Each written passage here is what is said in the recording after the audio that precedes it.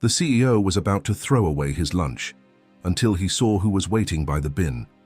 The air inside the glass tower of Sterling Industries was crisp with ambition and tension. Executives murmured into headsets, assistants darted like shadows, and on the top floor, CEO Nathaniel Quinn stood alone in the executive dining lounge.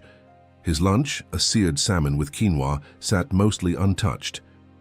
A storm of unread emails brewed in his mind, contracts on the verge of collapse, and an upcoming board meeting that could define the company's future. With a sigh, he picked up the sleek compostable tray, intending to dump it into the bin near the back entrance. Wasteful, yes, but he had no appetite. He pushed open the service door, stepping into the narrow, tiled corridor that led past the kitchen and toward the loading dock. The scent of frying oil hung in the air, mixed with disinfectant. At the end of the hallway beside the industrial trash bin, someone stood very still. It was a girl, small, maybe 7 or 8 years old. She wore a faded pink dress that reached her ankles, frayed at the hem, and mismatched sneakers, one blue, one white. Her hair, a tangle of dark curls, partially hid her face. But what struck Nathaniel most was her silence. She didn't beg, didn't flinch. She simply watched him with eyes far too calm for a child in such a place. He hesitated mid-step. "Are you lost?" The girl said nothing. Her gaze dipped to his tray, then back to his face. Nathaniel slowly lowered the tray and approached, setting the food gently on the edge of a nearby cart. "Are you hungry?" he asked. Still no answer. Only when he took a step back did she move, stepping cautiously toward the tray like a bird ready to flee. She reached out, took the fork, and began to eat with precise, quiet bites. There was nothing frantic about her, no wildness. Only hunger wrapped in grace. Nathaniel's chest tightened. He crouched beside her, keeping a respectful distance. "What's your name?" She looked at him finally. Her eyes were hazel, and something in them, something sharp yet familiar, made his stomach flip. It wasn't just the color.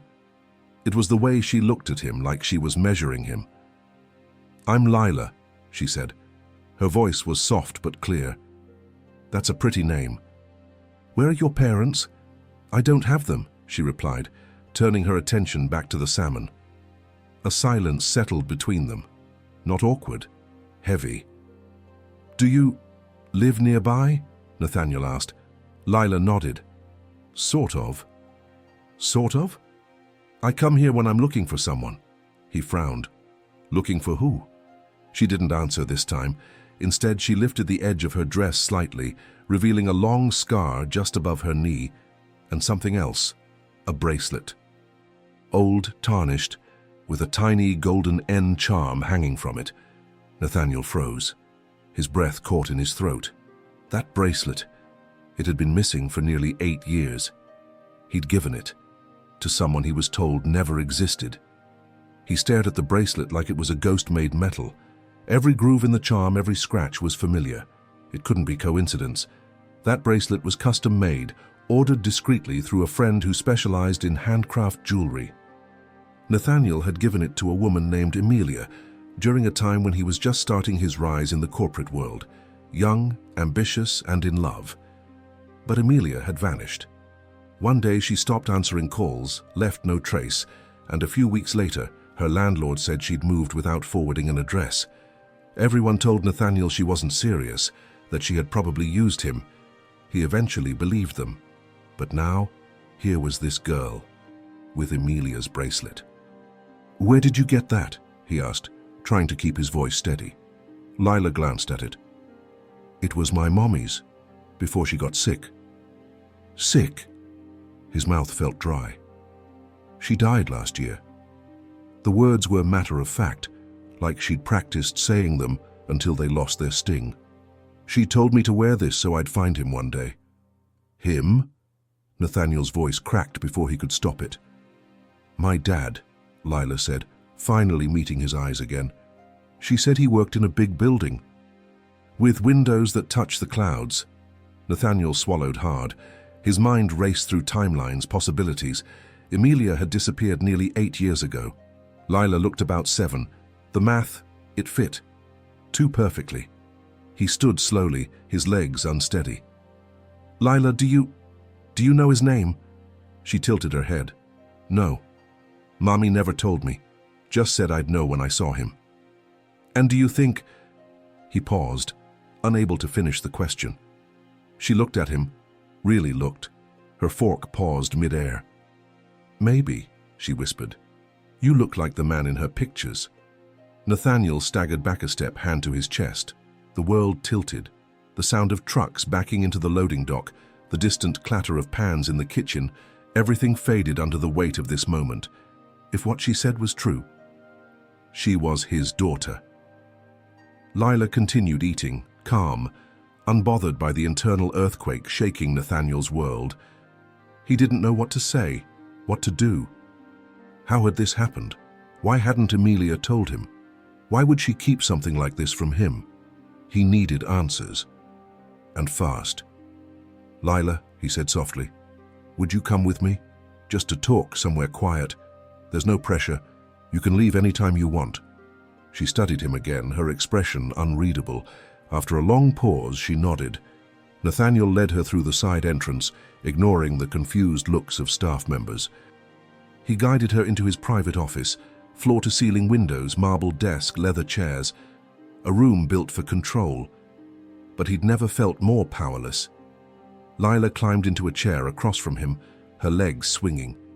Nathaniel sat, breath shallow. He was about to ask more when she spoke first. "Do you remember my mum?" The question hit him like a thunderclap.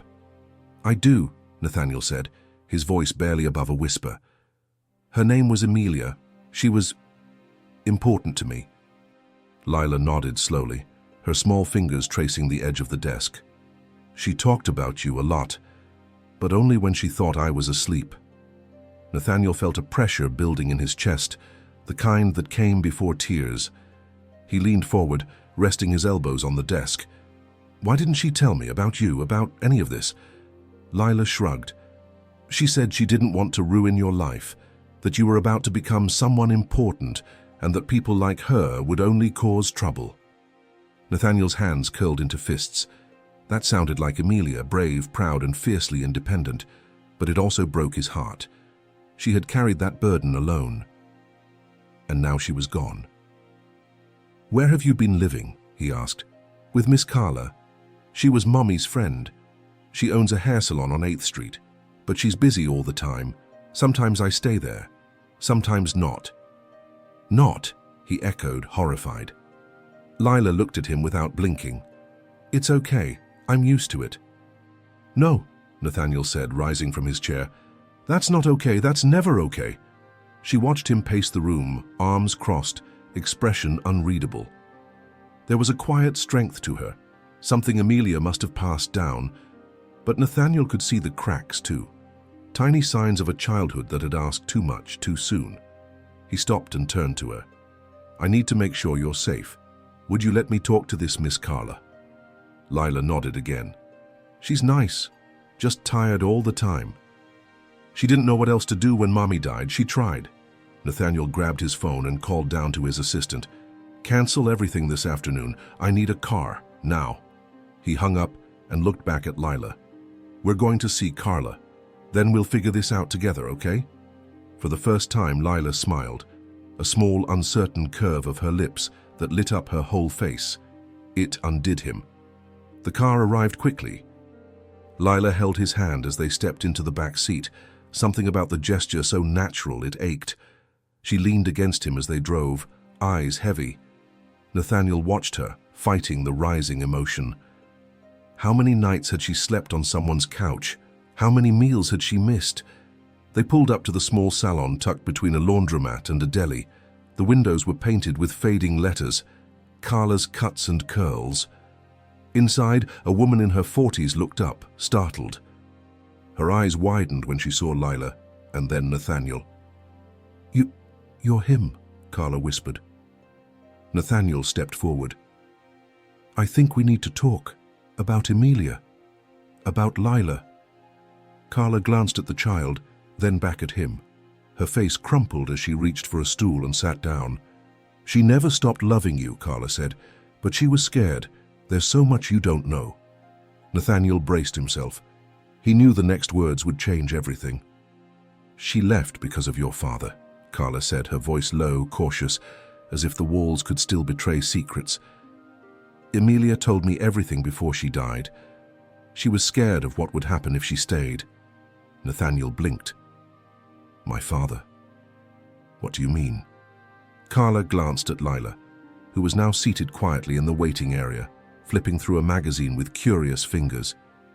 She said he came to her apartment one night, told her to disappear. That if she cared about your future or the baby, she'd leave and never come back. Nathaniel felt the blood drain from his face. "That's not possible. He never mentioned her. Never." "He paid her," Carla cut in. "A lot. To go away. But she refused at first. Then things started happening. She lost her job. Her landlord evicted her without reason. She started getting anonymous calls. Emilia thought she could handle it, but when she found out she was pregnant, she changed her mind." Nathaniel staggered back a step, the weight of Carla's words pressing down on his chest like concrete. His father, Harold Quinn, had always been obsessed with legacy, with control. But this, to interfere so deeply in his life, to drive Emilia away, to hide his own child from him. "I never knew," Nathaniel whispered, his voice trembling. I would have... You would have fought him," Carla said gently. "And Emilia knew it. But she didn't want you to have to choose. She made the choice for both of you." Nathaniel turned to look at Lila. Her little legs now swung gently beneath the chair. She looked so calm, so trusting. She had no idea of the storm unraveling behind her. "She died in my arms," Carla said suddenly, her voice cracking. "One night she just collapsed. No health insurance, no savings. She made me promise to keep Lila safe and to one day find you." Nathaniel's throat burned. "And you didn't?" "I tried," Carla said quickly. "But I didn't know your full name. She never told me, said it would be too dangerous. I only found out when I saw your photo in the paper after that charity gala last year. I was going to call, I swear." Nathaniel nodded, torn between rage, grief, and something new. Resolve.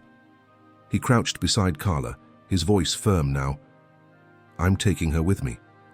She's not safe living like this. I'll do whatever it takes. Legally, financially, emotionally. But she's my daughter. She deserves more than this." Carla's eyes filled.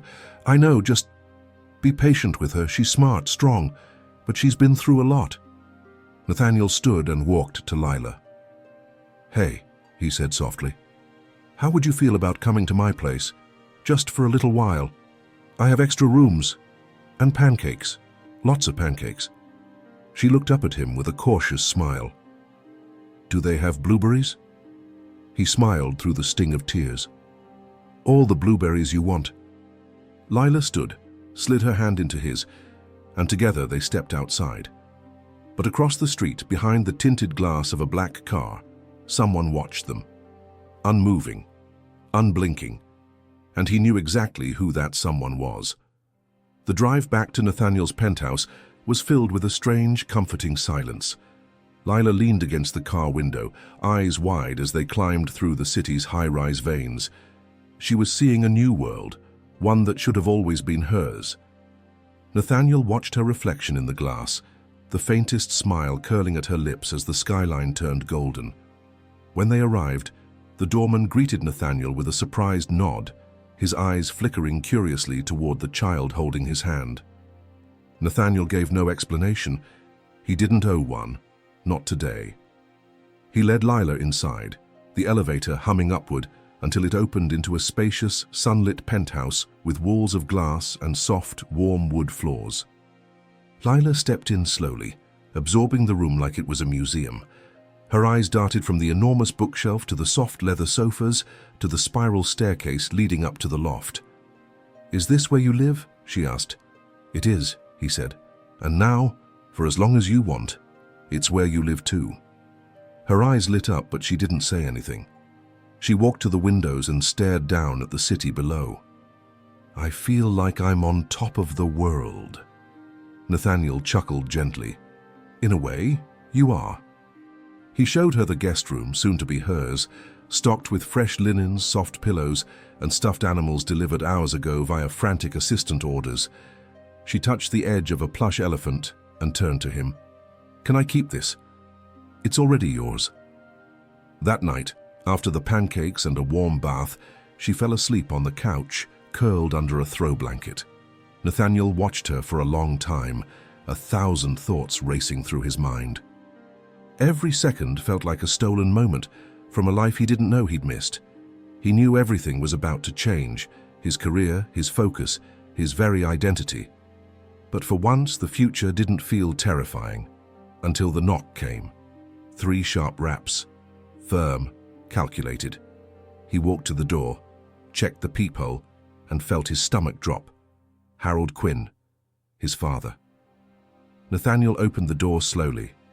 Harold stood in a crisp navy suit, untouched by the passage of years, his expression unreadable. "I thought we should talk," he said. Nathaniel stepped into the hallway, closing the door behind him. "You knew." Harold didn't flinch. "I did what I had to do. For the company. For you. You destroyed her life. You exiled your own granddaughter." "She wasn't part of the plan." Nathaniel's voice was a low growl. "She is now." Harold's gaze hardened. "Then be careful, son. Because if you bring her into the light, people will ask questions. About her, about Emilia, about everything. And you might not like the answers." Nathaniel's fists clenched. "You can't scare me anymore."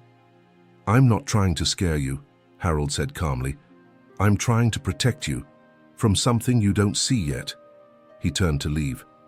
Nathaniel stood frozen in the hall, his heart pounding, because deep down, beneath the fury and the grief, he knew his father wasn't lying. Nathaniel didn't sleep that night. He sat in the armchair near the couch where Lila slept, the soft rhythm of her breathing grounding him in reality.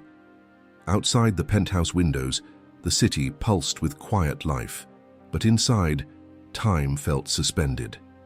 His father's words echoed in his mind like a warning shot across calm waters. "You might not like the answers." What could he have meant? He stared at Lila's peaceful face and made a silent vow. He would protect her no matter what. She wasn't just a lost child, she was his child. And he'd already missed too much. By morning, he had called his legal team, scheduled a full background check on Emilia's disappearance, and contacted a child psychologist to help guide Lila's transition. Everything needed to be done right. No shortcuts, no mistakes. Lila awoke to the smell of fresh waffles and syrup. She padded into the kitchen barefoot, her hair sticking up in soft tufts. "Morning," she mumbled. "Morning, sunshine," Nathaniel said, pouring her a glass of orange juice. "Did you sleep okay?" She nodded, eyeing the waffle with delight. "Best bed I've ever slept in." He smiled, heart swelling. "Good. There's more where that came from." They ate quietly, occasionally exchanging small glances and smiles. It was a beginning, fragile and tentative, but real. After breakfast, Nathaniel dressed in a soft navy sweater and jeans instead of his usual suit. He didn't want to intimidate her with his usual corporate armor. "We're going to meet someone today," he said gently. "Her name is Dr. Ayers. She helps kids feel safe when everything feels confusing." "Will she ask me a lot of questions?" Lila asked, her voice wary. "Only the ones you want to answer."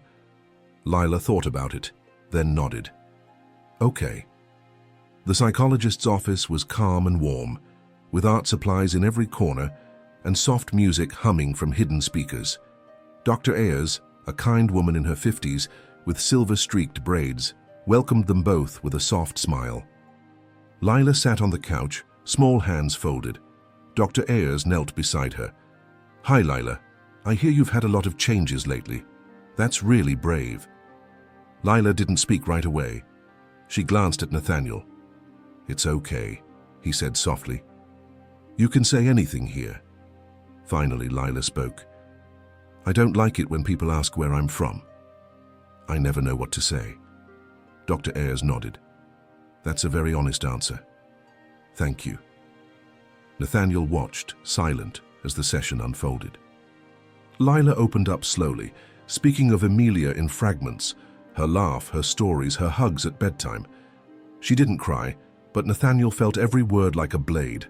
Then, near the end, she said something that made both adults pause. "Mommy always said secrets are like weeds. If you don't pull them out, they grow and take over everything." Dr. Ayers raised her eyes to Nathaniel. He swallowed hard, because that's exactly what his father had done. Planted secrets, and now they were beginning to bloom. Nathaniel stepped out of Dr. Ayers' office. Lila's small hand wrapped around his fingers. She seemed lighter after the session, but there was still a shadow in her eyes, something unspoken. He knew better than to push. Healing would come in layers, not leaps. Back in the car, Lila asked, "Can we go see Mommy's old house?" The question struck him like a gust of cold air. "Do you remember where it is?" She nodded. "Carla still lives close to it. I remember the number, 2824. It was green. Kinda ugly green." Nathaniel called Carla immediately, who confirmed the address. The building was still there, though the paint had faded into a tired seafoam and most of the windows were boarded up. A developer had bought the block years ago and never followed through. They drove there in silence. When they arrived, Lila led the way, marching up the cracked sidewalk like she had something to reclaim. Nathaniel followed, unsure of what he would feel. The front door was padlocked, but the side alley still opened. Lila slipped through a narrow gap in the fence and pointed. "That window, that was my room." Nathaniel approached slowly. Behind the glass, the room was empty. Dusty walls, a single broken shelf. Yet something about it stirred something deep inside him. This had been her world, her life. While he'd been climbing the corporate ladder, chasing power and prestige, she'd been staring out this window, unaware he existed. "I used to sit there when I was scared," Lila said softly. "Mommy would sing from the other room. Sometimes I'd pretend the moon was my daddy. She said the moon watches over everyone, even when they can't see him." Nathaniel knelt beside her, heart aching. "I would have been there, Lila. I didn't know, I swear." "I know," she whispered. They sat there a moment longer, the city sounds muffled by memory. Nathaniel placed his hand gently on the wall. "We'll find a new place, one that's ours, with sunlight and space, and pancakes." She smiled faintly. "And blueberries." He laughed, despite the heaviness. As they walked back to the car, a figure emerged from across the street. Tall, suited, holding an umbrella, though there was no rain. Nathaniel stopped. "Mr. Quinn," the man said, voice clipped. "Your father sent me." Lila instinctively moved closer to Nathaniel. The man handed over a sealed envelope. "He believes you deserve the truth, but warns it may not bring peace." Nathaniel took the envelope slowly. The paper was thick, embossed with the Quinn family crest. Inside there were photographs, black and white prints, surveillance. One was of Emilia, pregnant. Another showed her speaking to a man outside a clinic. A third, dated just weeks before her death, showed her arguing with someone Nathaniel couldn't quite place. On the back, in Harold's handwriting, "You only knew half the story. The rest was hidden, for your protection." Nathaniel's hands trembled. Lila looked up. "What's wrong?" He forced a smile. "Nothing, sweetheart, just more weeds." But inside he knew this garden of secrets was only beginning to unravel. That evening, while Lila napped on the chaise with a book clutched to her chest, Nathaniel sat alone in his study. The envelope spread across his desk like a crime scene. The photos were old, grainy, but clear enough to be damning. He kept circling back to the third one, Emilia standing in a heated argument with a man outside a motel. The man's face was turned just enough that Nathaniel couldn't be certain, but something about him felt familiar. He flipped the photo over again. No name, no date, just that same scrawled warning from his father. His phone buzzed. It was Andrew, his head of security, and one of the few people Nathaniel trusted completely. "I need a background check," Nathaniel said, before Andrew could speak. "On this man." He texted the photo. There was a pause. "Give me 24 hours. Make it 12. Nathaniel hung up and ran a hand through his hair. Every part of him wanted to storm his father's estate and demand the truth face to face, but he knew Harold wouldn't reveal anything unless it served his agenda. Harold didn't make confessions, he made moves. Later that night, Lila padded into the study in her pajamas. "Can I sleep in your room tonight?" she asked. Nathaniel nodded, wordless. She climbed into the oversized bed, curling up with the plush elephant he'd given her. As he tucked her in, she looked up at him. Did Mommy keep secrets because she was scared? He sat on the edge of the bed, struggling for the right words. Sometimes adults think secrets protect people, but most of the time they just make things harder. She always said some people only love you if you fit their idea of perfect, Lila whispered. Is that true? Nathaniel felt a sharp ache in his chest. The right people love you exactly as you are. Lila nodded, eyes fluttering closed. But Nathaniel couldn't sleep. He returned to his study and pulled open the drawer where he kept Amelia's bracelet, the one Lila wore that first day. He turned it over in his hand, remembering Amelia's laugh, the way she used to nudge his shoulder and whisper, "You're too serious," during movie nights. What had his father taken from him? What had he destroyed in the name of reputation? The next morning, the call came. Andrew's voice was tight. "Nathaniel, I found him." "Who is he?" "His name's Vincent Hale, former private investigator. Worked for your father during a family security sweep about 9 years ago." Nathaniel's blood turned cold. "He threatened her, didn't he?" "He did more than that," Andrew said. "There's a record, sealed, but I dug it up. He was arrested 2 months before Amelia vanished. Domestic harassment, intimidation, and bribery. But the charges disappeared. Guess who paid off the DA? Nathaniel didn't answer. He didn't need to. Andrew continued. That photo of the motel. Amelia was there trying to find protection. She was scared, and he found her anyway. Nathaniel sank into the chair, fists clenched. His father hadn't just interfered. He'd endangered them. All of them. And now Nathaniel knew. This wouldn't end with photographs or warnings. It would end with the truth, no matter what it cost. Nathaniel drove to the Quinn estate in the late morning, fury simmering beneath his calm exterior. The estate sat on the edge of the city, a fortress of old money and secrets, guarded by manicured hedges and men in suits pretending to be discreet. He hadn't stepped foot inside in over a year, not since the final blowout with Harold over ethics, over family, over everything that still haunted them. He was buzzed in without question.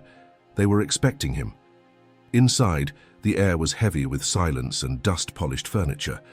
Nathaniel walked through the marble foyer, down the hallway lined with oil portraits of powerful Quinn men, his ancestors, all staring down with the same cold entitlement. He passed them all without pause. Harold was waiting in the solarium, seated beneath a massive skylight. He was sipping tea unbothered as if this were a casual brunch. You've seen the pictures, I presume, Harold said, not even bothering with a greeting. Nathaniel sat across from him. I've seen enough. Harold set his cup down gently. Then you understand why I did what I did? No, Nathaniel replied, voice low. I understand that you hired a man to stalk and threaten a woman I loved. That you drove her into hiding while she was carrying your grandchild. That you watched from your tower while she struggled to survive and died alone. Harold leaned back, expression cool. She was unstable. She was scared. She made herself a liability, Harold continued, tone hardening.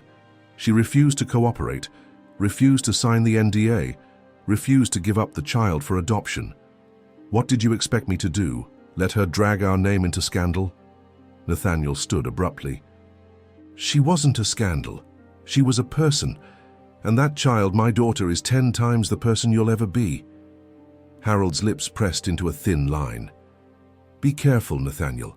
This righteous fire you found, it won't shield you from what's coming. I'm not afraid of you anymore. You should be, Harold said quietly. You're about to challenge the entire legacy I built. You'll lose board members, investors. Your empire will fracture. And all for a child you didn't even know existed 2 weeks ago. Nathaniel stared him down. If that's the cost of doing what's right, then so be it. Harold stood now, slow and deliberate. Then I have no choice. Nathaniel narrowed his eyes. What does that mean? Harold walked to a cabinet and retrieved a slim manila folder. If you continue down this path, I will release this. He tossed it on the table. Paternity test results, a name change certificate, and documents suggesting Amelia had ties to a man wanted for fraud. If the press sees this, if the board sees this, they'll crucify you. Nathaniel didn't look at the folder. Are they real? Harold's silence was answer enough. Then you forged them, Nathaniel said. I shaped a narrative, Harold replied. Same as I always have. You should thank me. Nathaniel turned to leave. This time, I'll rewrite the story myself. As he left, Harold's voice followed him, cold and final. Then I hope you're ready to lose everything, even her. And in that moment, Nathaniel realized this wasn't just a fight for Lila's future. It was a war for the soul of the family. Back at the penthouse, Nathaniel paced the length of his study, Harold's threats echoing in his mind. He should have felt fear, but instead, all he felt was fire. The manila folder remained untouched on the passenger seat of his car. He hadn't brought it upstairs. He didn't want its poison anywhere near Lila. She was in the living room now, sprawled on the rug, coloring. Music hummed softly in the background, her humming joining it. For a moment, the chaos of the last days felt distant, but it wasn't. Not really. Nathaniel picked up his phone and called Andrew again. Double security on the building. No visitors without my approval. I want eyes on my father's estate, his staff, his lawyer, everything. If he moves, I want to know before his own shadow does. Understood, Andrew said without hesitation. And Andrew, Nathaniel added, dig into that paternity test. I want to know who fabricated it. I want proof. On it. Nathaniel hung up and turned back toward the living room. Lila was now lying on her stomach, holding up a crayon drawing. Look, she said, beaming. It's us. That's you with the pancakes. And that's me with my elephant. He knelt beside her, heart softening. That's amazing. She studied his face for a moment, then asked, Are you mad? Mad? He blinked. At what? At Grandpa. He came here, right? I saw him through the window that night. Nathaniel hesitated, then nodded. Yes. And yes, I'm mad. But not at you. She pushed her drawing closer to him. He didn't like Mommy. I could tell. He sent letters, scary ones. She used to burn them in the sink. His heart stopped. She never told me. She didn't want you to hate him. Too late, Nathaniel thought. That night, after Lila was asleep again, Nathaniel poured himself a drink and sat on the balcony, the city glittering below. Everything he'd built now rested on a knife's edge. But for the first time, he wasn't building for himself. It was for her. He pulled out his tablet and opened a blank document. The beginnings of a press statement. He was going public. Not with shame, not with scandal, but with the truth. His phone buzzed. It was a message from Andrew, just one line. You need to see this in person now. Nathaniel was already on his feet.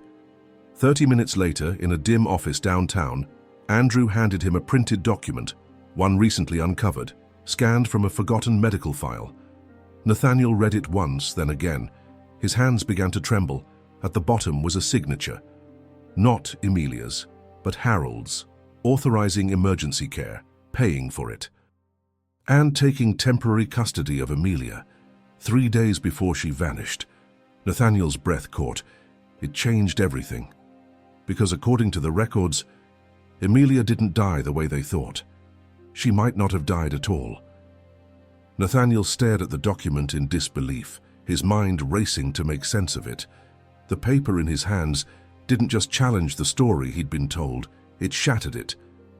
The date, the signature, the clinic's name, it all pointed to one terrifying possibility. Amelia might have been alive far longer than anyone had let on, and if his father had hidden that, what else had he buried? Andrew watched him carefully. This clinic, Kensington Wellness, shut down 5 years ago, quietly. No media, no lawsuits, just gone. I've already sent someone to dig up employee records, old patient files, anything. Where is it? Nathaniel asked, voice taut. Upstate. Small town near Lake Haran. Nathaniel didn't hesitate. I'm going. He returned to the penthouse and found Lila asleep in his bed again, her tiny hand clutched around the elephant. He stood in the doorway, torn. He wanted to protect her from everything. Lies, danger, even hope. But if Amelia was alive, she deserved to know. And Lila deserved her mother. The next morning, he explained gently to Lila that he had to take a short trip. Just a day. I need to follow a clue about Mommy. I promise I'll be back before bedtime.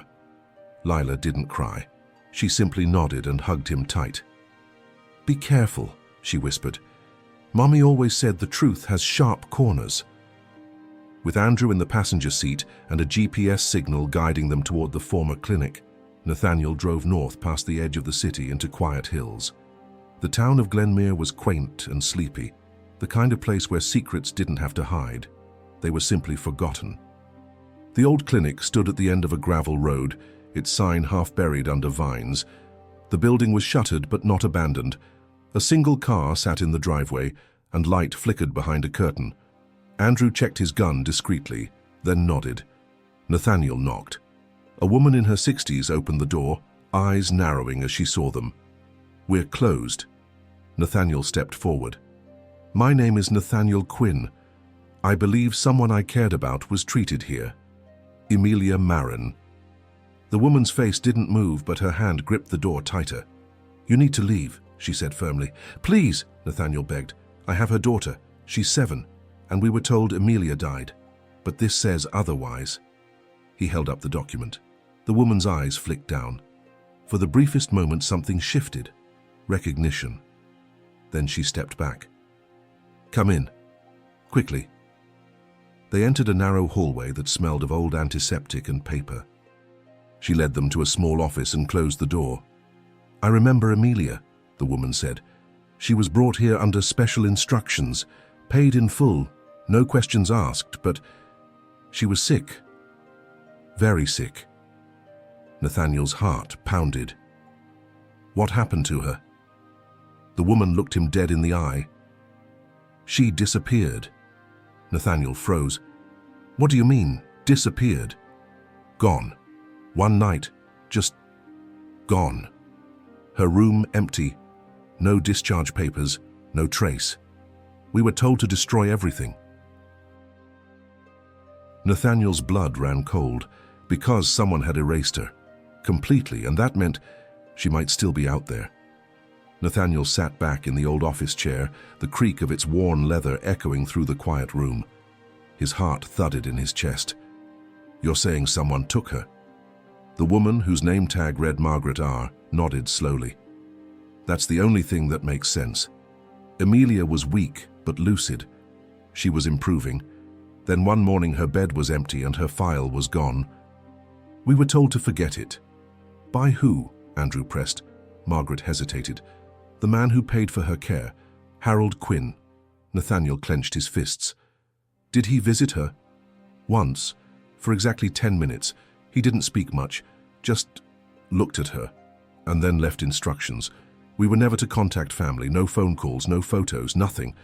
And then just days later, she was gone. Nathaniel stood abruptly, walking to the window. The overgrown garden outside swayed gently in the breeze. Why didn't anyone report it? Margaret sighed. Because the clinic was barely hanging on. Harold's donation kept the lights on, and we were told it was a private matter. You don't question men like him when your mortgage depends on staying silent. Andrew frowned. Do you remember any visitors, anyone strange? There was a woman. She came a few days before Amelia vanished. Not staff. Elegant. Cold. Asked for her by name but wouldn't give hers. She left angry. Said she's not supposed to be awake yet. Then she disappeared. Nathaniel turned sharply. Do you remember what she looked like? Blonde, expensive coat, gloves in the summer. I think her name started with an S. Sabrina, maybe? Nathaniel's mind reeled. Sabrina Langford, he whispered. Margaret blinked. That might be it. Andrew looked over. Who's that? My father's attorney, Nathaniel said, voice grim. And the executor of the Quinn Trust. She's been with our family for decades. Andrew cursed under his breath. So she was involved too. Margaret stood. I've told you everything I know, but if Amelia's still alive, she didn't leave willingly. Nathaniel handed her a card. If you remember anything else, anything, call me. They left the clinic in silence. Back in the car, Nathaniel stared at the road but didn't drive. She didn't die, he said quietly. He took her, or had someone do it. Andrew nodded. Why? What did she know? Nathaniel's phone buzzed. A text from his assistant. Urgent. Mr. Quinn's legal team has filed for emergency guardianship of Lila, citing concerns over your stability and influence. His jaw locked. His father had made the first move. I need to get back, he muttered. Now. Andrew placed a hand on his shoulder. We'll fight this. Nathaniel's eyes darkened. No, he said. We expose it. Because now it was clear. Harold wasn't just trying to erase Amelia. He was trying to erase the future, too. The ride back to the city was a blur of headlights and white-hot fury. Nathaniel's knuckles turned pale against the steering wheel as he wove through traffic, his mind spinning through the implications of the guardianship filing. His father wasn't just threatening him anymore. He was coming for Lila. Back at the penthouse, Nathaniel found Lila in the kitchen, humming to herself as she carefully poured milk into a bowl of cereal. She looked up and smiled when she saw him. You're back! He hugged her tightly, longer than usual. You okay? She asked, sensing his tension. I am now, he said, kissing the top of her head. We might have a few visitors soon, people who want to talk about living arrangements. She blinked. Like who? Like lawyers. But don't worry, he said gently. No one's taking you anywhere. Lila didn't answer right away. Then softly, she said, Grandpa doesn't want me here, does he? Nathaniel crouched down beside her. No. But that's not your fault, it's his problem. She nodded slowly. Mommy said he was like a shadow, always following even when you tried to run. He hugged her again. This time, we're not running. That night, Nathaniel convened a meeting in his private study. Andrew, his legal counsel Mara Jennings, a child advocate named Juno Hart, and a digital investigator he trusted implicitly, Rafi. The war room had begun. Mara opened the guardianship petition. He's claiming you're emotionally unstable due to recent revelations, and that Lila is being subjected to media exposure and unpredictable care. He even cited your sudden withdrawal from 3 board meetings. Nathaniel scoffed. Because I was raising a child I didn't know I had. Juno nodded. You have a solid case for custody, biological connection, emotional bond, financial ability. But we need to tear his argument apart, publicly, if necessary. Rafi slid a tablet across the table. I've been digging through the digital archives at Kensington Wellness. There's more. I found an off-site backup, deleted records, scrambled patient names. He tapped the screen. A document appeared. Patient EM. Status, transferred. Not deceased. Destination, redacted. Rafi looked up. That's Amelia. Someone scrubbed her from the system and moved her. Where? Nathaniel asked. Still tracing, but whoever did it had government-level clearance. Andrew whistled. Harold's reach goes deep. Nathaniel stood. Then we go deeper. Later, while Lila was asleep, Nathaniel sat by the window, reading over the old letters Amelia had once written, copies Carla had given him. Most were short, never sent. But one, dated a month before her disappearance, haunted him. If he ever finds this, I want him to know, I didn't run because I didn't love him. I ran because I did. Because loving him meant painting a target on my back, and hers. Nathaniel pressed the letter to his heart. Tomorrow he'd face Harold in court. But tonight, under the blanket of city lights, he made a vow he couldn't break. He would find Amelia, and he would never let Lila go. Courtroom 6B of the Manhattan Family Court was cold, clinical, and humming with tension. Nathaniel stood at the defendant's table, Mara at his side, both facing the front bench where Judge Ramirez, a sharp-eyed woman known for her no-nonsense approach, flipped through the emergency guardianship file Harold had submitted. Harold Quinn sat on the other side of the courtroom, flanked by Sabrina Langford and a wall of legal muscle. He looked composed, polished, the same man who had built an empire and buried his son's truth beneath it. Mara leaned toward Nathaniel. "No outbursts, no accusations unless I guide it. Let them show their cards first." Nathaniel nodded, jaw clenched. The judge looked up. "Mr. Quinn Sr., you filed for emergency guardianship of Lila Marin Quinn. You claim her current guardian, her biological father, is unfit. On what grounds?" Harold stood. "Your Honor, my son is under extreme emotional duress. He's recently discovered a child he never knew existed. He's pulled out of executive duties, been observed with volatile behavior, and is making life decisions that endanger a child's stability. Do you have evidence of neglect or abuse?" "Not directly, no. But we have testimonies from staff expressing concern about Lila's abrupt transition into his household without proper legal review or child services involvement." Mara stood.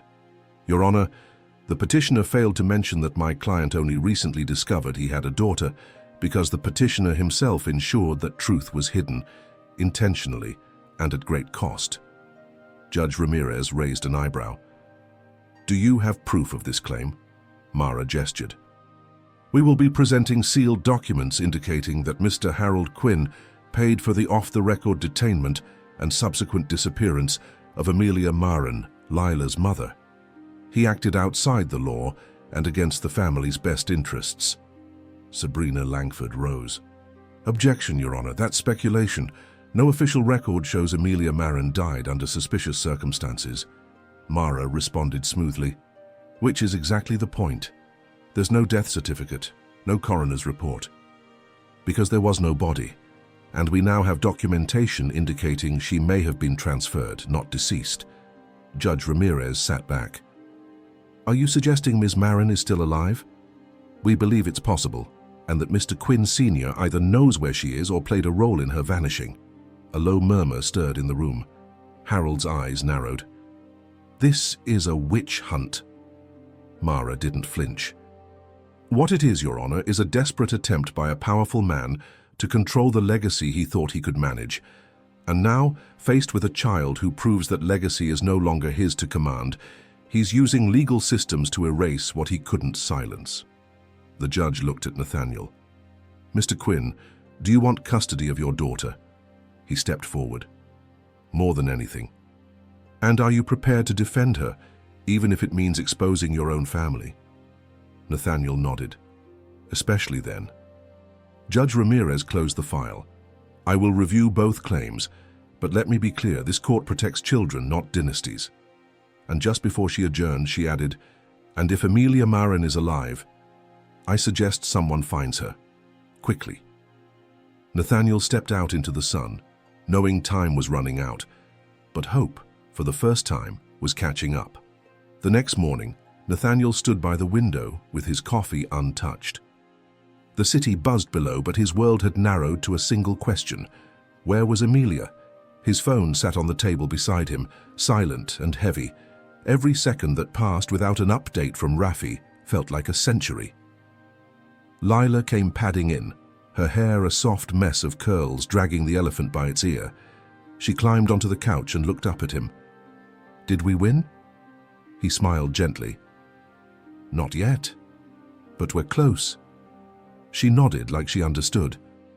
"Mommy used to say sometimes you have to lose things before you know what they're really worth."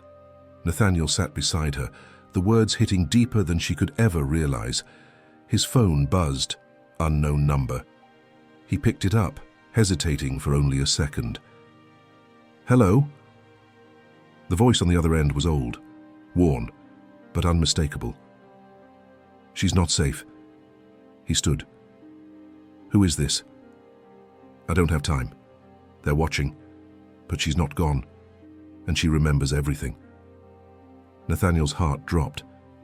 "Emilia?" The line clicked dead. He called Rafi immediately. Trace the last call to this number. I need it now. 30 minutes later, Raffi responded.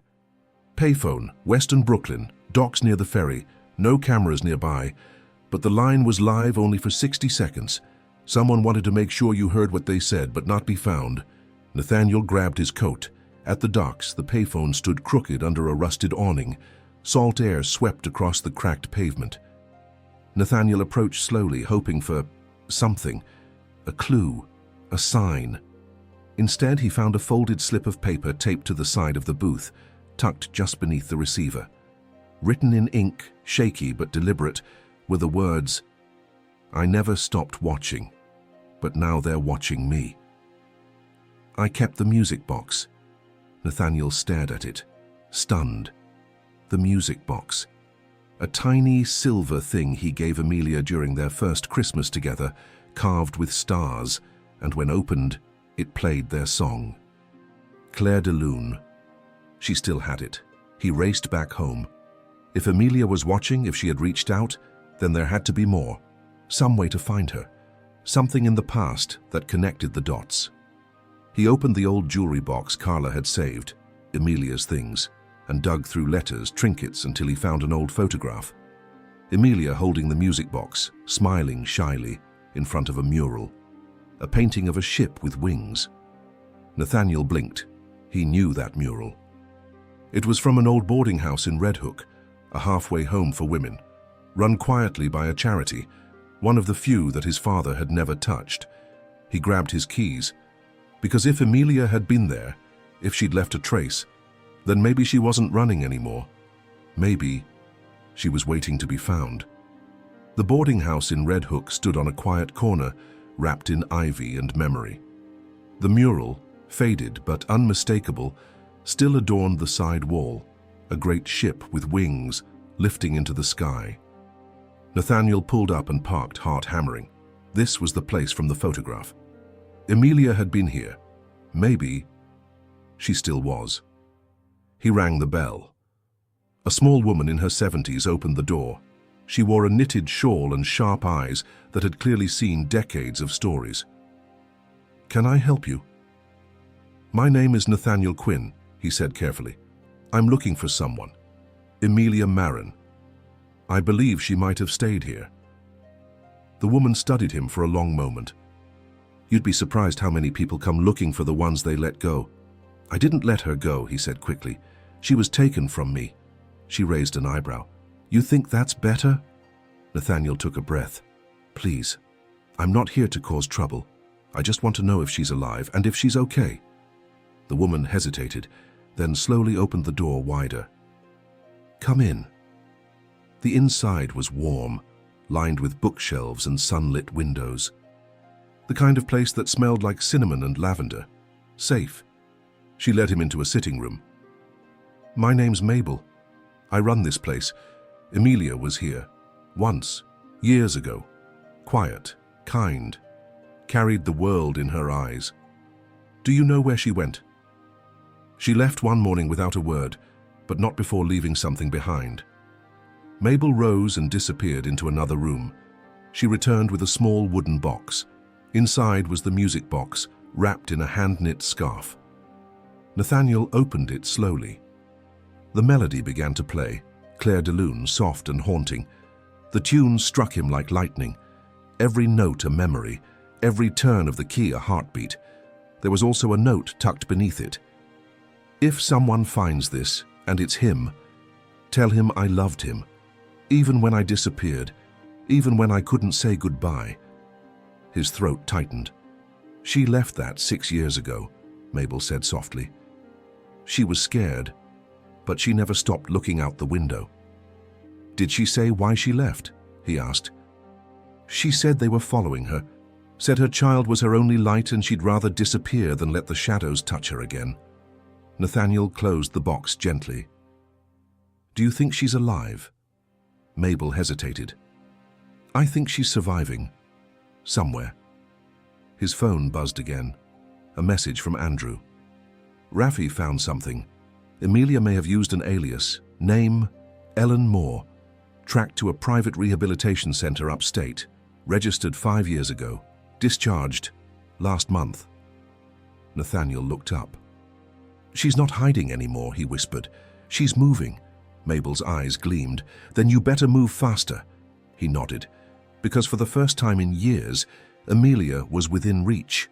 The drive to the rehabilitation center was cloaked in silence and anticipation. Nathaniel gripped the wheel tightly, the name Ellen Moore echoing in his mind. It was such a simple alias, almost forgettable, but Rafi's records showed consistent traces of her using it for employment, housing, and medical treatment. Always under the radar, always in places far enough from the city to go unnoticed. He arrived at Silver Pines Recovery Center just before dusk.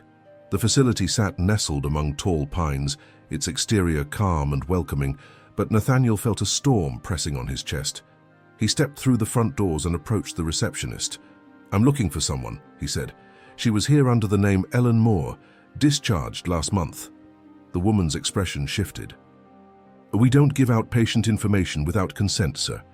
"I understand," Nathaniel said, trying to keep his voice steady, "but this is urgent. Her real name is Amelia Marin. She's the mother of my child. She disappeared for nearly a decade, and I've only just found traces of her. Please, anything you can tell me could change everything." The receptionist hesitated, her gaze softening. "Wait here." She returned moments later with a counselor named Ben, who guided Nathaniel into a quiet room with a fireplace and 2 armchairs. He was in his early 40s, calm and observant. "You're looking for Ellen," Ben said. "Yes, I believe she's Amelia. I was told she stayed here." Ben nodded slowly. "She was one of the quiet ones. Never asked for much, kept to herself.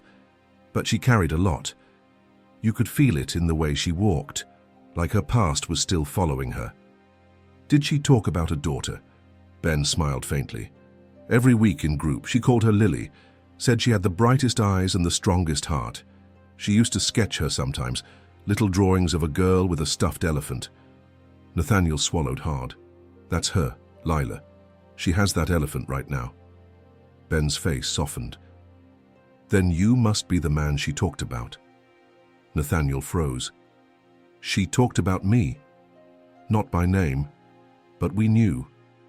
She said she had loved someone once, truly, deeply, but that love had come with danger. She said she'd lost him not by choice, but by protection." "Where is she now?" Ben hesitated. "We gave her a new start. We have a program for patients ready to re-enter society. She was placed with a support partner in a private residence on the coast. I don't have the address, only the name of the caseworker who coordinated her transition." "Give me the name," Nathaniel said. Ben slid a card across the table. "Margot Delaney. She runs re-entry for trauma victims. She'll help you if you explain." Nathaniel stood. "Thank you." As he turned to leave, Ben called out, "Tell her, we never stopped rooting for her. She was one of the bravest souls I've met." Nathaniel nodded, his throat tight. He stepped back into the fading light of evening, and for the first time in years, he could feel her heartbeat. Not in memory, but somewhere ahead, pulling him closer. Nathaniel wasted no time.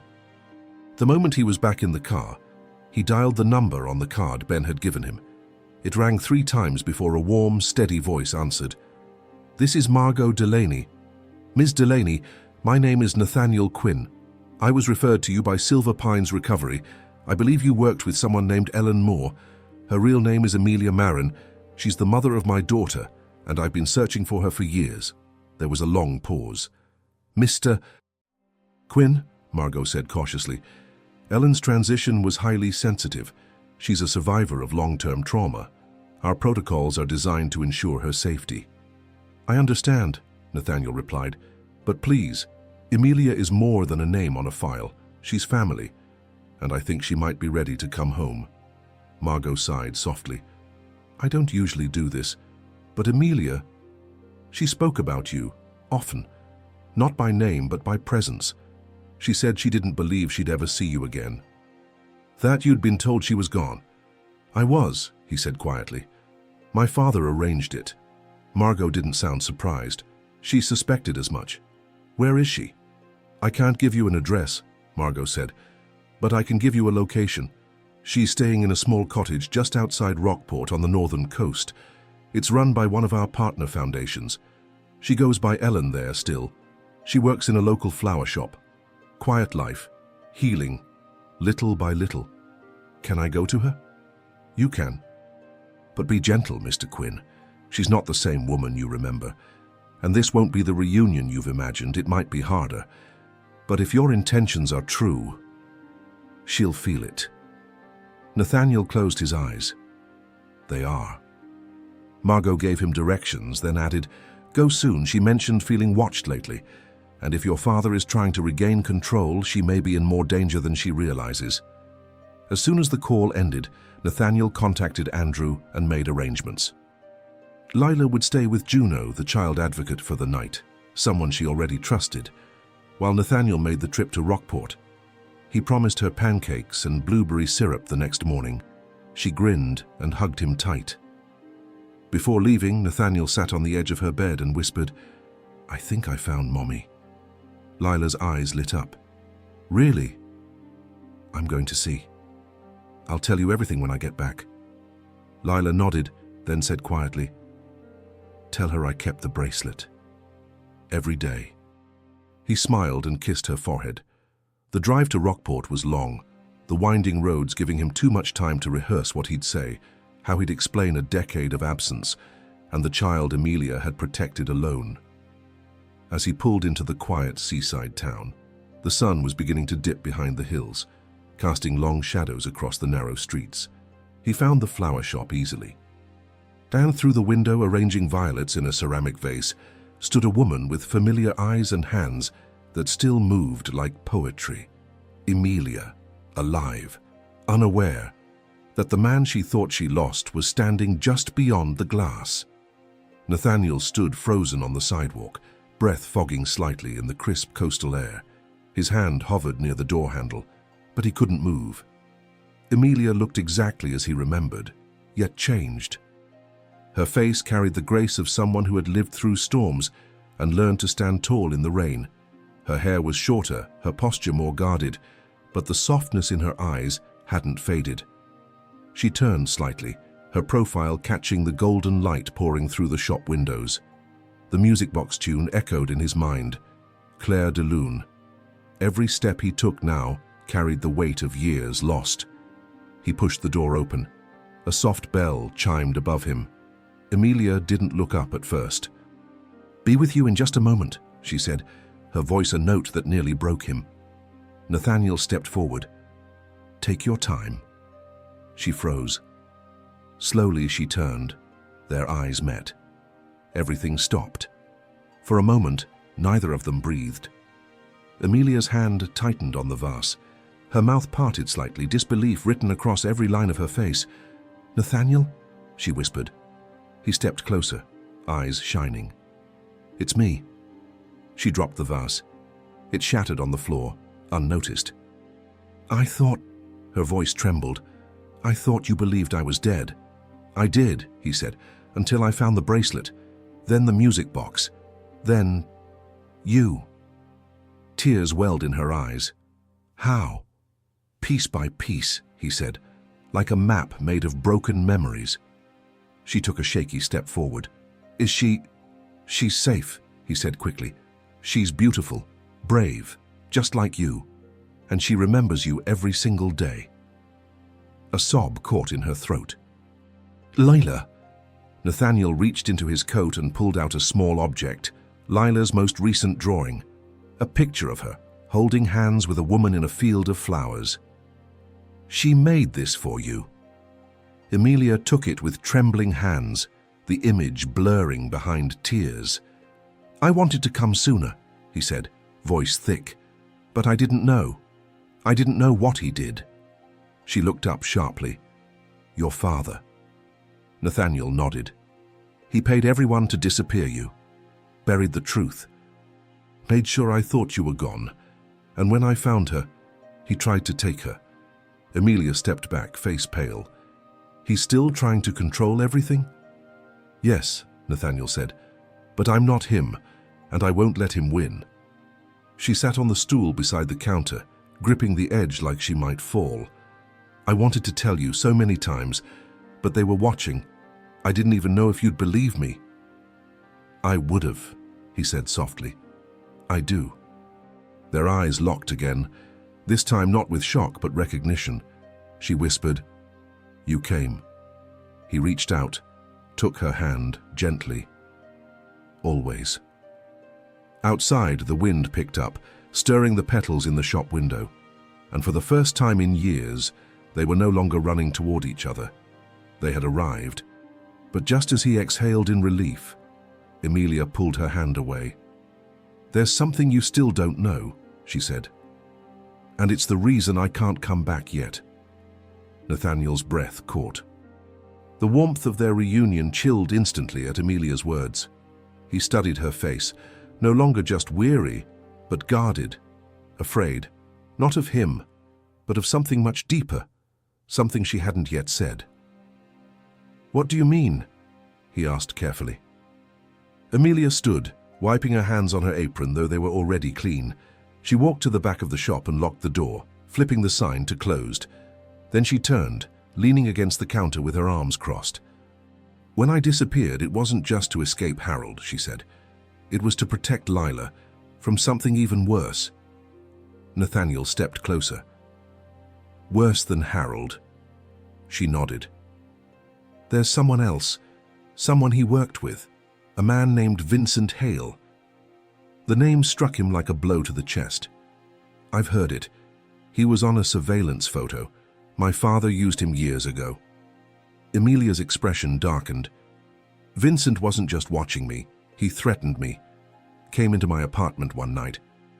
Said if I ever spoke publicly about the pregnancy or about Harold's involvement, I'd be buried before anyone could find me."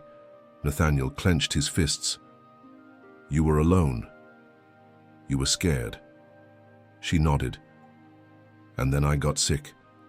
The hospital wouldn't take me unless I signed papers Harold's people brought. I didn't even know what I was signing. I was dizzy, vomiting. I just wanted help." Nathaniel stepped closer. "The custody transfer." Emilia looked down.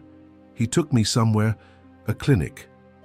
Nice on the surface, but I was sedated constantly for weeks.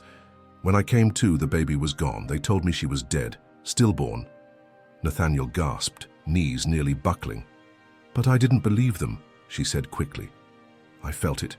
I knew she wasn't gone, so I escaped. Took months to figure out where I even was. When I did, I changed my name. Hid." "And now?" he asked, voice shaking. "What stopped you from finding me?" Emilia hesitated. "Because I found something. Someone. Vincent Hale wasn't just working for Harold. He was being paid by a shell company, and that company was tied to child trafficking operations." Nathaniel froze. Emilia continued. "I think Lila was meant to be taken, sold. But something changed their plan. Maybe I escaped too soon. Maybe someone pulled her out before they could act. I don't know. But I've been gathering proof. Names, bank accounts, hidden files. That's why I can't come back yet. If I vanish again, someone else needs to know the truth." Nathaniel shook his head slowly. "You don't have to do this alone anymore." Emilia looked up, tears in her eyes. "If we go public, we expose them all. Your father, his empire. You might lose everything." He stepped forward, took her hands. "I don't care about the empire. I care about you, about Lila, about justice." She looked at him, searching for any sign of hesitation. "I need to finish what I started," she said. "But now we do it together?" Nathaniel nodded. But as they stood there, finally united in truth, a black car pulled up outside the shop, unmarked, windows tinted, engine running, and inside, someone watched them through the glass, because not everyone wanted the truth to come out. Nathaniel moved instinctively, stepping in front of Emilia as he caught sight of the black car idling just outside the shop. His pulse spiked. Emilia followed his gaze and stiffened, her hand gripping the counter behind her. "That's the third time I've seen that car this week," she said quietly. "Why didn't you tell someone?" he asked. "Because last time I did, someone disappeared." Nathaniel scanned the license plate, blank.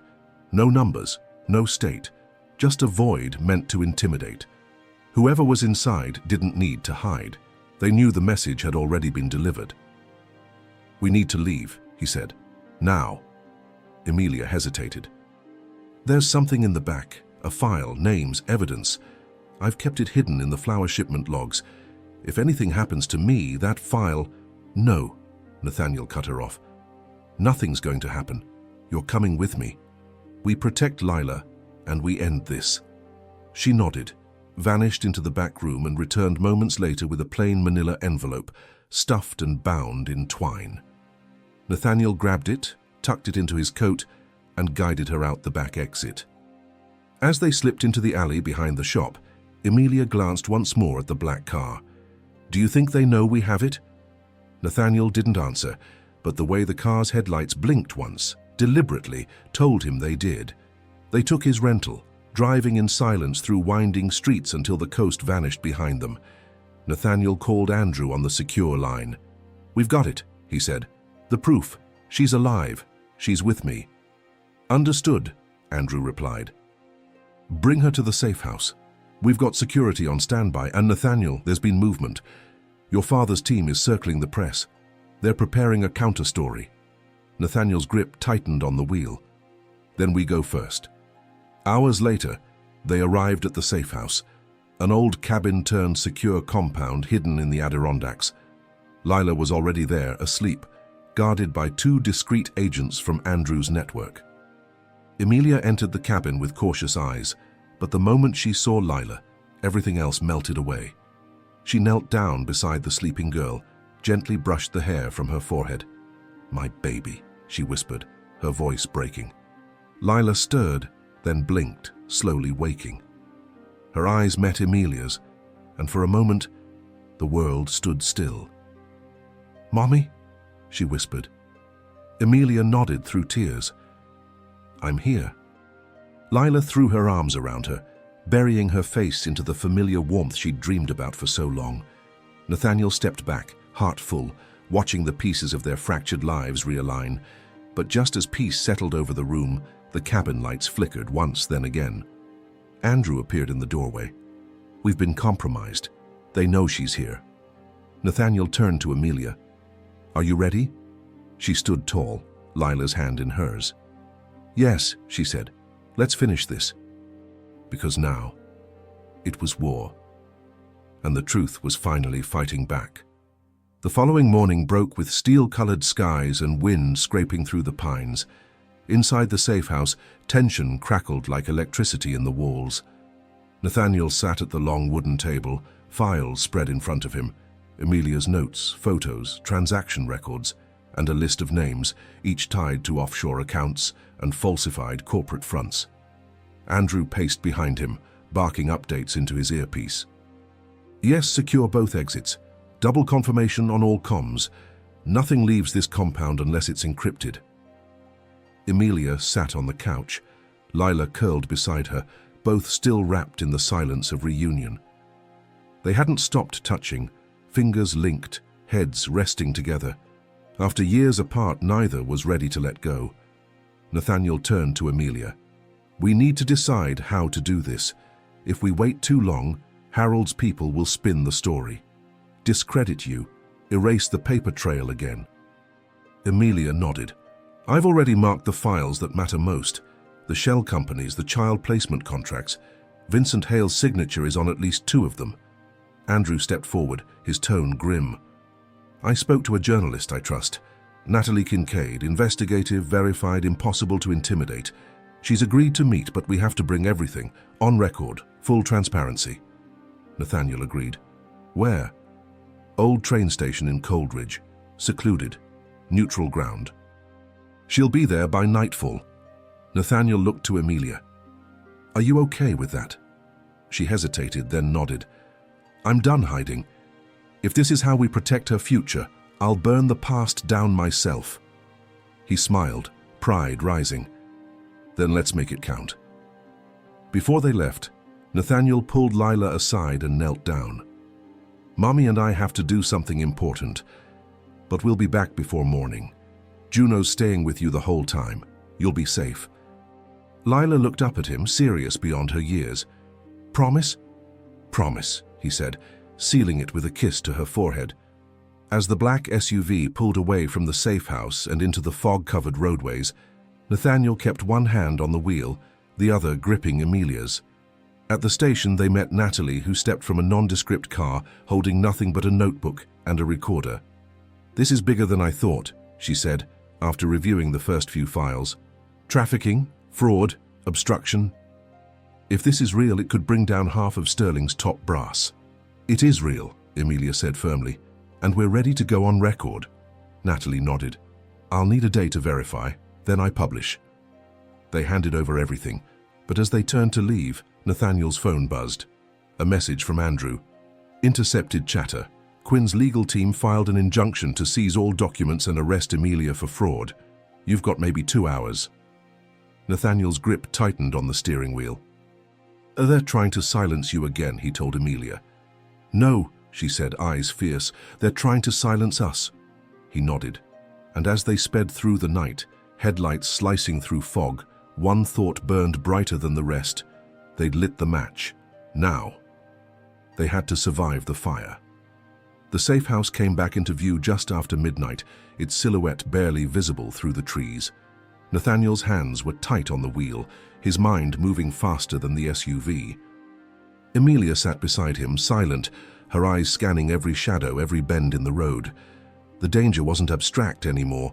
It was close, breathing down their necks. As they approached the gate, a flash of light cut across the driveway. "Stop," Emilia said sharply. Nathaniel hit the brakes. A black sedan was parked just outside the perimeter, windows fogged, headlights off. Nathaniel pulled the SUV behind a tree, killed the engine. "Whoever they are, they're not just watching," Emilia said. "They're waiting." Nathaniel turned to her. "We get Lila and we go. There's no time for caution." They slipped out of the vehicle and moved through the woods, circling to the back entrance. Andrew was waiting at the door, armed and tense. "They're here," he said. "Not just watching. They sent a private unit, non-police, all hired guns. I counted 4 near the front." Nathaniel's voice was ice. "They're after the files, but they won't find them." He turned to Emilia. "Go upstairs. Get Lila. Get ready to move. I'll buy us time." Emilia hesitated, then nodded. She disappeared inside. Andrew handed Nathaniel a flashlight and a radio. "We hold them for 15 minutes. That's all we need." The next few minutes moved like slow thunder. Outside, the soft crack of twigs broke the silence. Nathaniel crouched near the edge of the porch, flashlight dark, watching shapes approach through the woods. 2 men, headsets in place, rifles slung low. He clicked the radio. "Front line, 2 on foot." 10 yards. Andrew's voice, "Did copy?" Then chaos broke. A flare burst into the sky from Andrew's position, blinding light cascading down. The men shouted, stumbling back. Nathaniel rushed forward, slamming one into a tree. The second raised his weapon, but was knocked off balance by Andrew emerging from the shadows. Within seconds, the first wave was disarmed and bound. Nathaniel raced back to the house. Emilia was waiting in the hall with Lila in her arms. The girl clung to her, wide-eyed but calm. "I told her everything," Emilia said. "No more secrets." Lila reached for Nathaniel. "Let's go." They piled into a second SUV, Andrew's backup plan, and pulled away just as more figures appeared at the tree line. The car tore down the gravel road, headlights off, guided by a GPS tracker toward a third location, one only Andrew and Nathaniel knew. "Where are we going?" Emilia asked, breathless. "To the courthouse," Nathaniel said. "The documents are public now. Natalie pushed the first wave online, but we're filing emergency protection orders for both of you. Once it's legal, they can't touch you." Emilia looked at Lila, then back at him. "What if they try anyway?" He looked her dead in the eyes. "Then they'll learn something Harold never did," he said. "We don't run anymore." And as the lights of the city came into view ahead, Nathaniel knew they weren't the hunted, they were the reckoning. The courthouse was a monolith in the early morning fog, its stone columns rising like a fortress of law against the chaos that had threatened to consume them. Nathaniel parked in the restricted zone, flashing his credentials to a sleepy guard who barely looked up. He didn't care about protocol now. This was war, and time was ammunition. Inside, Mara Jennings was already waiting, documents in hand, eyes fierce with purpose. "Everything's prepped," she said. "Emergency protective orders, formal testimony, and a sealed request to unmask all financial ties to the Quinn Trust's off-books holdings. Once filed, it's irreversible." Emilia clutched Lila's hand tightly as they stepped through the marble doors. For a moment she paused, overwhelmed by the gravity of it all. Nathaniel leaned close. "We're not just protecting our daughter, we're taking back your life." She nodded. "Let's do it." The filing process was swift. Paper after paper stamped, signatures laid down like declarations of war. The clerk at the counter barely blinked as he processed the stack. To him, it was just another case. To them, it was everything. As the final form slid across the counter, a familiar voice echoed behind them. "Well, isn't this dramatic?" Harold Quinn stood in the hallway, flanked by two attorneys. His expression was as composed as ever, but the twitch at the corner of his mouth betrayed the fury simmering beneath. Nathaniel turned slowly. "You shouldn't be here." Harold ignored him. "Emilia, you look well for a ghost." She stepped forward, eyes cold. "And you look smaller than I remember." His eyes narrowed. "You've just made a very public mistake." "No," Nathaniel interrupted. "You did. When you tried to erase your granddaughter, when you paid to silence the mother of your only heir, and when you chose power over family." Harold turned to the clerk. "I'm requesting an immediate injunction against these filings. They were submitted under duress by individuals with known histories of mental instability." The clerk didn't even glance up. "Everything's already in the system, sir. Court will assign a review within 48 hours. Until then, all motions stand." Mara smiled tightly. "Checkmate." Harold's face twisted. "Do you have any idea what you've done?" Nathaniel stepped closer. "I freed us." Harold said nothing. He turned sharply and walked away, his lawyers scrambling to keep up. For the first time in his life, Nathaniel watched his father retreat, not with arrogance but with fear. Outside, the sun had finally risen, casting golden light over the courthouse steps. Emilia stood at the top, holding Lila's hand. Nathaniel joined them, breathing in the crisp morning air. "What happens now?" Emilia asked. Nathaniel looked out over the city. "Now?" he said. "We rebuild." But just as they turned to leave, Nathaniel's phone buzzed. A message from Natalie. "We have a problem. Someone leaked Vincent Hale's identity to the public. He's vanished, and the last account he touched was tied to someone inside your company." Nathaniel stared at the screen. Because this fight wasn't over. The roots of corruption ran deeper than Harold, and the next enemy was already inside. The next 48 hours unfolded like the slow detonation of a long-buried minefield. With the legal protections filed and the first wave of media coverage breaking, Emilia and Lila were placed under full security detail. But Nathaniel didn't rest. He couldn't. Natalie's message had confirmed his worst fear. Someone within Sterling Industries, his own company, was part of the network that had orchestrated not just Emilia's disappearance, but possibly dozens more. He gathered with Andrew, Mara, and Raffi in a secure office downtown. A giant screen displayed company data, financial transactions, and encrypted emails, an intricate web of shell corporations and shadow contacts. "Vincent Hale's trail ended in Zurich," Raffi said, highlighting the final transfer. "Someone funneled funds from a dormant Sterling research division. This account hadn't been touched in 7 years, until last week." Nathaniel stared at the name next to the approval tag, Ellis K. Monroe, CFO. Mara cursed under her breath. "He's been with the company longer than you've been CEO, trusted, hidden in plain sight." Nathaniel stood. "Then he's the one who gave Harold cover, who moved the money, who helped make Emilia disappear." Andrew leaned forward.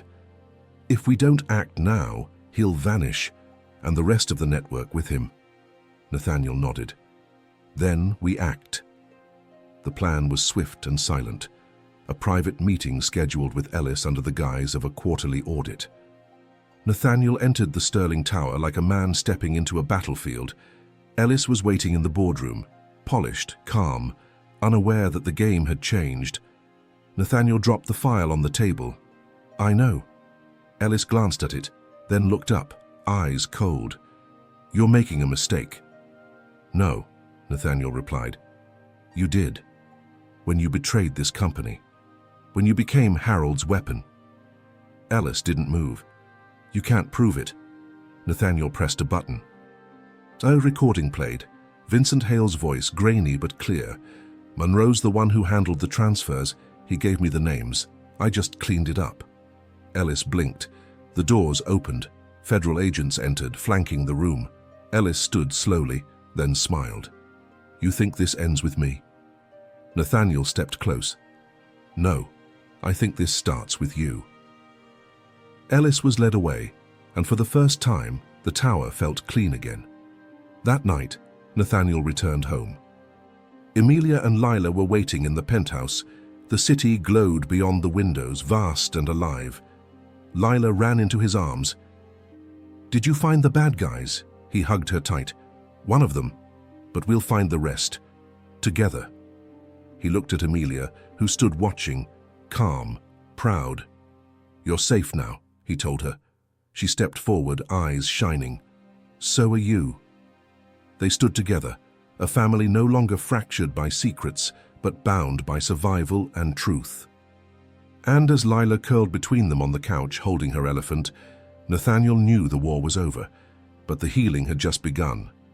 Because in the end, justice had found its way home, and so had they.